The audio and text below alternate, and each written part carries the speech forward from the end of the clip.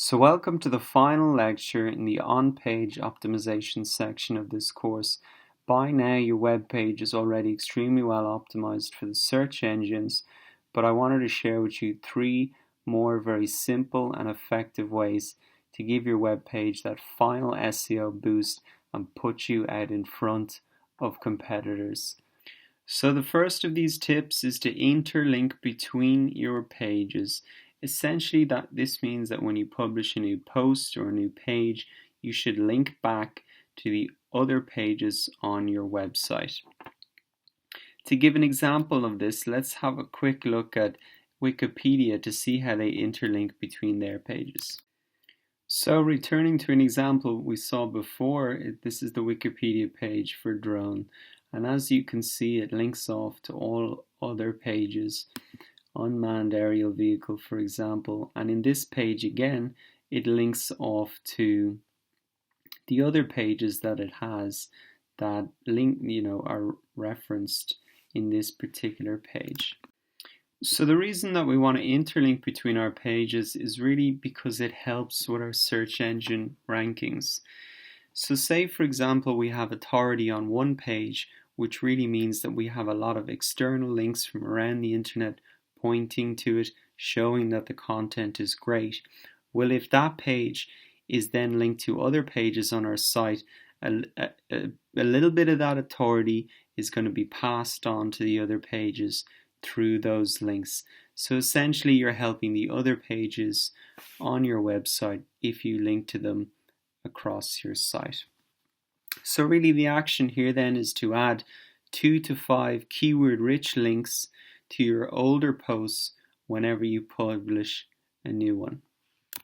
So to tie that piece of information about interlinking back into the example that we've been working through in this section, you can see here that I've added in a link back to my keyword research post, and you can see that I've used what they call the anchor text. This is just the text in which the link is really contained. It's keyword rich, so keyword research there.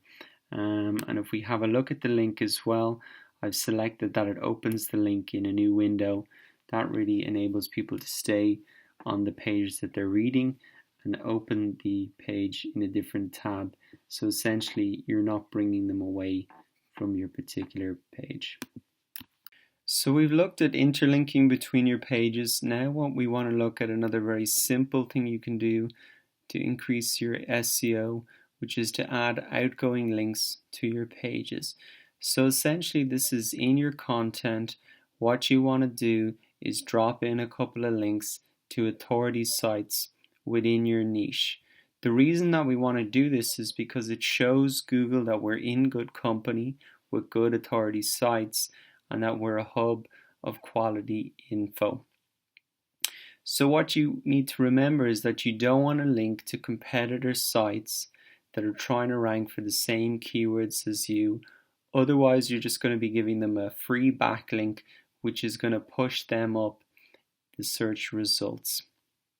So really you want to link to authority sites that are related to the topic that you're focusing on, but not direct to competitors.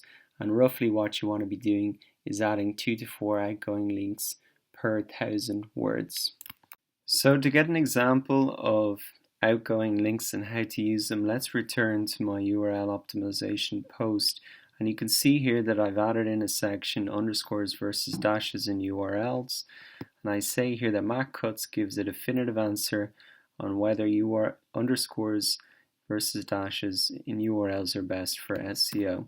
So this is the outgoing link that I'm doing, and I'm linking it off to an article written by Matt Cutts, which really has high authority because he's the guy who's essentially the face of Google search, and there's been a lot of views and shares, etc. for this article. So as you can see, I've linked it off the anchor text underscores versus dashes in URLs. That's the title of the post as well. So it's not directly competing with my keyword, which is URL optimization, but it's very closely related. So the final tip in this lecture is just really that you should get social sharing buttons on your page. It's not such a huge factor for SEO, but it is a growing one. But really, more importantly, it's for bringing traffic to your site and making people find your page. If you put so much work into it and done all these optimizations, you want to make sure as well that people can share it out across the social networks. So the plugin that I would recommend for WordPress is called Dig. You may have seen this before. So this is what it looks like once you get it set up and on a blog, and it's completely free and kind of follows you around the article, which I think is good for social sharing. So there you go. You can go to bufferapp.com/dig and download and install it for your WordPress site.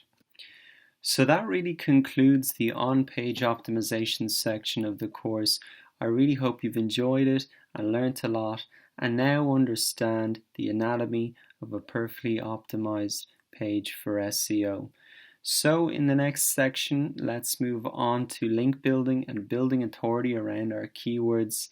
This is where the real magic happens for SEO and the thing that's really going to push us high in the search engine results.